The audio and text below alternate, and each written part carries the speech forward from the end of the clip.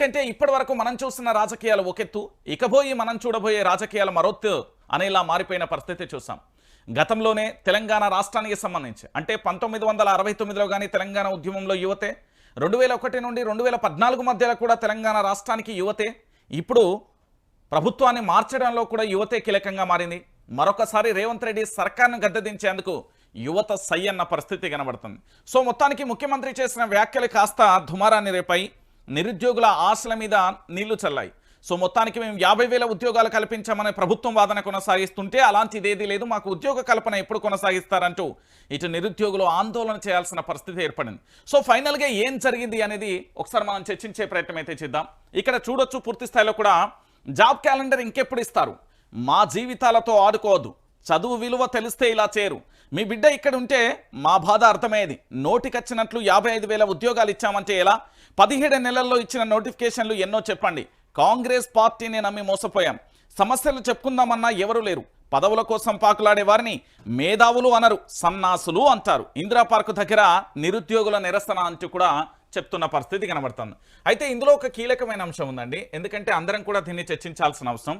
Job calendar ఏంది, పూర్తి స్థాయిలో నిరుద్యోగులకు ఉద్యోగ అవకాశాలు కల్పిస్తామనే ఒక భ్రమలో ఉంచి వాళ్ళను ఏ ఇందిరా పార్క్ వద్ద అయితే ఇప్పుడు వీళ్ళు ధర్నా చేస్తున్నారో, ఇగో ఈ ఇందిరా పార్క్ వద్ద, ఏ ఇందిరా పార్క్ వద్ద అయితే వీళ్ళు ధర్నా చేస్తున్నారు, గతంలో ఇదే ఇందిరా పార్క్ వద్ద బీఆర్ఎస్ ప్రభుత్వం మీద అఖండమైన పోరాటం చేసిరు. కానీ విషయం ఏంటంటే అప్పుడు మేధావులు అని చెప్పే సోకాళ్ళు లీడర్లు అందరూ కూడా ఇక్కడికి వచ్చారు. బీఆర్ఎస్ ప్రభుత్వం మీద పూర్తి స్థాయిలో పోరాటం చేస్తున్న తరుణంలో చాలామంది మేధావులు అని చెప్పే సోకాళ్ళులు అంతా వచ్చి వీళ్లను ప్రేరేపించి ఈ ఉద్యమాన్ని కృత్రిమ ఉద్యమంగా తయారు చేసి, దాంతోపాటు నిజమైన ఉద్యమం కూడా ఉంది. నేననేది ఆ మేధావులు అని చెప్పే సోకాళ్ళు కృత్రిమగాళ్ళు, వాళ్ళు కేవలం పదవుల కోసం, ఆశల కోసం, నెల నెల వచ్చే జీతాల కోసం ఆశపడే ఆ సోకాళ్ళంతా కలిసి పూర్తి స్థాయిలో కూడా ఈ ధర్నాకు సంబంధించి వచ్చి వీళ్ళను రెచ్చగొచ్చే ప్రయత్నం చేసిరు. పాపం సరే, మొత్తానికి నిరుద్యోగులకు సంబంధించి అప్పటి ప్రభుత్వంలో మోసపోయిలు, ఇప్పటి ప్రభుత్వంలో మోసపోయిలు, దాంట్లో ఎలాంటి డౌటు లేదు. కానీ ఇప్పుడు వాదన ఏంటంటే తెలంగాణ రాష్ట్ర వ్యాప్తంగా పూర్తి స్థాయిలో మనం చర్చించాల్సిన అంశం ఏంటంటే ఇక్కడ మనందరం కూడా ఆలోచించాల్సిన విషయం, 2 పరిణామాలు ఉన్నాయి. ఒకటి, పూర్తి స్థాయిలో కూడా 2001 నుంచి 2014 వరకు ఉద్యమం దేనికోసం చేశాం, నీళ్లు, నిధులు, నియామకాలు. సో ఆ నీళ్ళు వచ్చినాయి, నిధులు వచ్చినాయి, నియామకాలు కూడా జరిగాయి. అంటే అందరికీ ఉద్యోగ కల్పన కల్పించడం అనేది సాధ్యం కాలే. అయితే దాంట్లో భాగంగా కేసీఆర్ ప్రభుత్వం కూడా 2-3 తప్పులు చేసింది. మెగా డిఎస్సి విషయంలో కానీ, దాంతోపాటు ఒకేసారి ఖాళీలన్నీ కూడా భర్తీ చేయలేకపోవడం 2 తప్పిదాలు జరిగింది. సో దాన్ని అడ్వాంటేజ్గా మార్చుకొని ఆనాడు పూర్తి స్థాయిలో కూడా బీఆర్ఎస్ ప్రభుత్వం మీద పోరాటం చేస్తున్న మేధావులంతా ఇదే ఇందిరా పార్క్ వచ్చి ఇక్కడ పూర్తి స్థాయిలో కూడా ఇక్కడ ఉన్న మా నిరుద్యోగులందరినీ కూడా రెచ్చగొడుతూ మీరు పోరాటం చేయండి, ప్రభుత్వం మారితే ఖచ్చితంగా కూడా ఉద్యోగ అవకాశాలు వస్తాయని వీళ్లకు నమ్మబలికి ఈరోజు ఉద్యోగ అవకాశాలు వచ్చాయి, నిజంగా ఉద్యోగ అవకాశాలు వచ్చాయి. ఆ రోజు ఎవరైతే ఈ నిరుద్యోగుల దగ్గరికి వచ్చి మైకు పట్టుకొని మాట్లాడిలో, ఆ రోజు ఎవరైతే నీతి మాటలు చెప్పిలో వాళ్లకు వివిధ రూపాలలో రాజకీయ పదవి ఉద్యోగాలు వచ్చినాయి. కానీ మా నిరుద్యోగులు ఆ రోజు ఏ నేల మీద కూకొని ఏ ప్లకార్లు పట్టుకున్నారో ఈరోజు అదే నేల మీద కూకొని అక్కడే ప్లకార్లు పట్టుకున్న పరిస్థితి కనబడుతుంది. అంటే ఇక్కడ మనం క్లియర్ కట్గా ఆలోచించాల్సిన విషయం ఏంటంటే ఆనాడు పోరాటం చేసి నేడు పోరాటం చేసి 1969లో నీళ్లు, నిధులు, నియామకాలు, 2001 నుండి 2014 వరకు నీళ్లు, నిధులు, నియామకాలు, 2014 నుంచి 2023 వరకు కేసీఆర్ ప్రభుత్వం దాదాపుగా 2 లక్షల ఉద్యోగాలను భర్తీ చేసింది. దాంతో పాటుగా ఇప్పుడు 17 నెలల కాలంలో 55,000 ఉద్యోగాలు ఇచ్చామని చెప్తున్న పరిస్థితి కనబడుతుంది. కానీ నిరుద్యోగులు ఎక్కడేసిన గుంగడి అక్కడే ఉంది, మాకు ఉద్యోగ అవకాశాలు కల్పించండి రా నాయన అని వేడుకుంటున్న పరిస్థితి కనబడుతుంది. కనీసం ఆనాడైనా ఎవరికొవరికి చెప్పుకోవడానికి ప్రభుత్వం అవకాశం కల్పించింది. కానీ ఈరోజు నిరుద్యోగులు ఎవరికి చెప్పుకోవాలో కూడా అర్థం కాని పరిస్థితి కనబడుతుంది. ఈరోజు ఈ నిరుద్యోగులు ఎవరికి చెప్పుకోవాలన్నా కూడా అర్థమైతలేదు. ఎంత దారుణమైన పరిస్థితి అంటే కనీసం వీళ్ళు ఎవరికి చెప్పుకోవాలో కూడా అర్థం కాని పరిస్థితి ఉన్నది. ఈరోజు పూర్తి స్థాయిలో కూడా చాలామంది పోరాటం చేసిన తీరు కానీ, లేకపోతే వాళ్ళు చూస్తున్న పరిణామాలు కానీ మనందరం కూడా ఆలోచిస్తే ఎక్కడ చూసినా ఒకటే అంశం కనబడుతున్న పరిస్థితి కనబడుతుంది.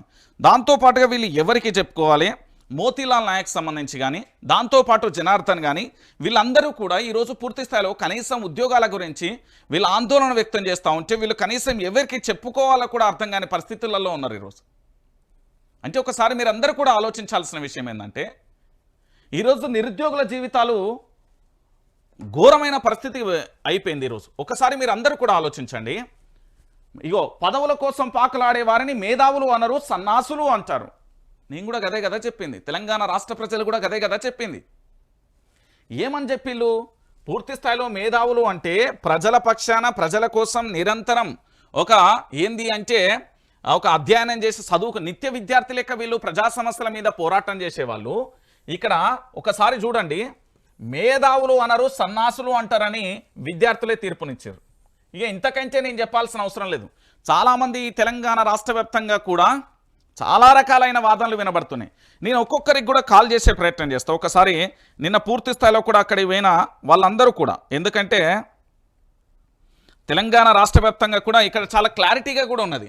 ఏమని మేధావులు అనరు, సన్నాసులు అంటారు అని చాలా క్లియర్ కట్గా పూర్తి స్థాయిలో కూడా చెప్తున్న తరుణం కనబడుతుంది.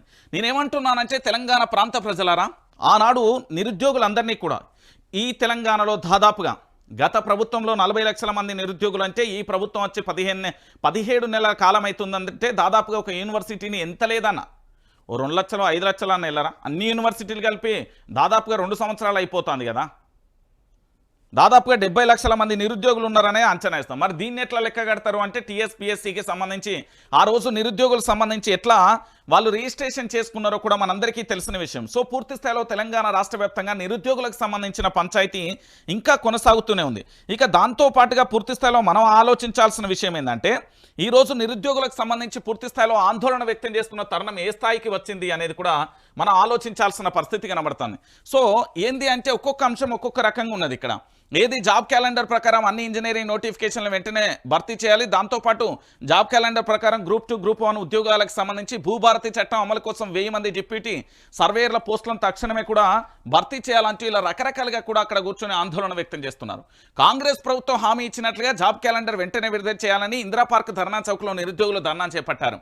జాబ్ క్యాలెండర్ ప్రకారం గ్రూప్ 2 గ్రూప్ 3 ఉద్యోగాలతో పాటు భూభారతి చట్టం కోసం 1000 మంది డిప్యూటీ సర్వే పోస్టులను వెంటనే భర్తీ చేయాలని డిమాండ్ చేస్తూ నిరసన తెలిపారు. పొలిటికల్ స్టేజీల మీద నోటికొచ్చినట్లు 55,000 ఉద్యోగాలు ఇచ్చామని చెప్పుకోవడం కాదని, దమ్ముంటే మా దగ్గరికి వచ్చి చెప్పాలని సవాల్ చేశారు.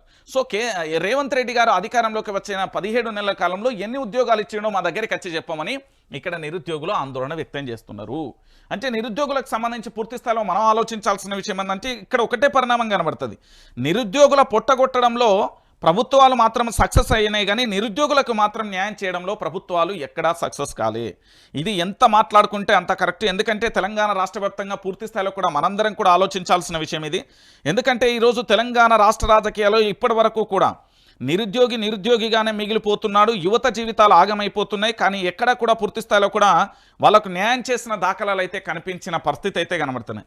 సో మొత్తానికి ఏం జరిగింది, ఏం కథ అనేది మీ అందరికీ తెలిసిన విషయమే. నిన్నటి రోజున ఎపిసోడ్లో పూర్తి స్థాయిలో కూడా మన వైఆర్టీవీకి సంబంధించి కూడా అక్కడికి వెళ్ళి పూర్తి స్థాయిలో కూడా మన టీం కూడా పాపం వాళ్ళకి సపోర్ట్ చేసినాం. ఎందుకంటే పూర్తిగా కూడా నిరుద్యోగుల ఆశల మీద గల్లంత అయిపోయిన పరిస్థితి కనబడుతుంది. వాళ్ళు ఏం మాట్లాడిలో ఒకసారి మీరు కూడా ఇనుర్రి. ఎందుకంటే పూర్తి స్థాయిలో కూడా జరిగిన పరిణామాలు అన్నింటిని కూడా ఒకసారు చూడు ఏమంటాలో. రాష్ట్రంలో ఈయనటువంటి ఉద్యోగాలు మేము నింపినామనేటువంటిది మీరు అంటా ఉన్నారు కదా, ఇది పచ్చి అబద్ధం అని చెప్పి నిరూపించడానికి ఈ యొక్క నిరుద్యోగులందరూ రెడీగా ఉన్నారు. మీరు ముఖ్యమంత్రిగా బట్టి విక్రమార్క, ఉప ముఖ్యమంత్రిగా మీరిద్దరు అశోక్ నగర్ రండి, లేదంటే ధర్నా చౌక్కి రండి. మీరు తప్పని మేము నిరూపిస్తాం. మీరు ఇచ్చింది ఓన్లీ 11,000 మాత్రమే. డిఎస్సిలో 5,000, హెల్త్ సెక్టర్లో 5,000 మరియు గ్రూప్ 1లో 60 పోస్టుల కంటే ఒక్క పోస్ట్ ఎక్కువ అనేటువంటి నిరూపించుకుంటే మీరు వేసేటువంటి ఏ శిక్షకైనా మేము అర్హులం. మీరు మమ్మల్ని ఉరి తీసినా మేము దానికి ఒప్పుకుంటాం. కానీ మీరు తప్పనేటువంటిది మేము నిరూపిస్తే మీరు మీ యొక్క ముక్కు నేలకు రాసి వెళ్లాల్సినటువంటి రైట్. ఇది నిరుద్యోగులకు సంబంధించి వాదన. పూర్తి స్థాయిలో కేవలం 11,000 ఉద్యోగాలు మాత్రమే ఇచ్చిర్రు, ఎందుకు ఇట్లా అబద్ధాలు చెప్తుర్రు అనేది నిరుద్యోగులకు సంబంధించి ఆందోళన వ్యక్తం చేస్తున్నారు.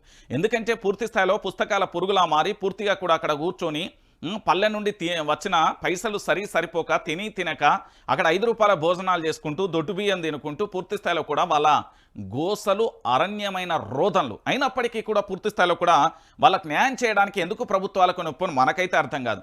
ఇక్కడ కాంట్రాక్టులకు సంబంధించి బిల్లు చెల్లింపులలో ఆలస్యాలు ఉండదు, మంత్రి పదవుల విషయంలో ఆలస్యాలు ఉండదు, ఎమ్మెల్యేలకు సంబంధించి ఎంపీలకు సంబంధించి కార్పొరేషన్ చైర్మన్లకు సంబంధించి పదవుల విషయంలో ఆలస్యం ఉండదు. కానీ మా తెలంగాణ రాష్ట్ర వ్యాప్తంగా నిరుద్యోగుల ఉద్యోగ అవకాశాలు కల్పించడంలో మాత్రం ఆలస్యం కావాలి. మరి దేనికి ఆలస్యం మనకు కూడా అర్థం కాని పరిస్థితి కనబడుతుంది.